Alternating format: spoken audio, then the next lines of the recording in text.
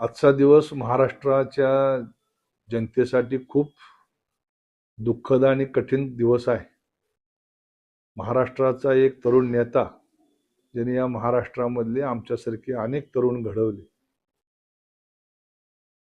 असे अजितदादा यांचं आज विमान अपघातामध्ये दुःखद निधन झालंय. पण हे आता सुद्धा खरं वाटत नाही आणि अजूनही वाटते की परमेश्वर काहीतरी चमत्कार करेल, पण दुर्दैवानं ते घडणार नाही हे माहीत आहे. पण तरी सुद्धा मन अजून स्वीकारायला तयार नाही. अजितदादा राजकारणातला आज त्यांच्या जाण्यानं खऱ्या अर्थानं एक दादा गेलेला. आम्हा सगळ्या तरुणांचा एक थोरला भाऊ म्हणून ज्यांनी आम्हाला मदत केली, सहकार्य केलं. विशेष करून 1990-95 नंतरची जी पिढी त्या सोलापूर जिल्ह्यामध्ये काम करते, त्या सगळ्यांना सहकार क्षेत्र असेल, राजकीय असेल, या ठिकाणी कुठलाही पक्षीय अभिनिवेश न बाळगता दादानी मदत केली, सहकार्य केलं.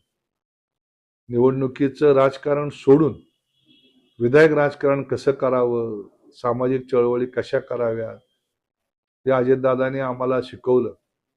अजितदादांच्या जाण्यानं खूप मोठं नुकसान झालंय.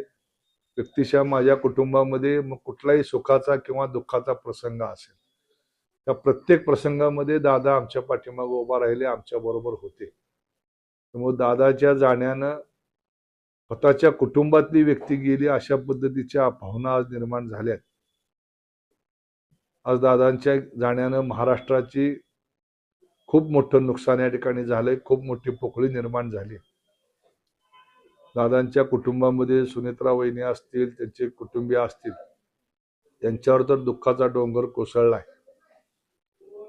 परमेश्वर हे दुःख सहन करण्याची शक्ती त्यांना परमेश्वरानं द्यावी, ही या निमित्तानं प्रार्थना करतो.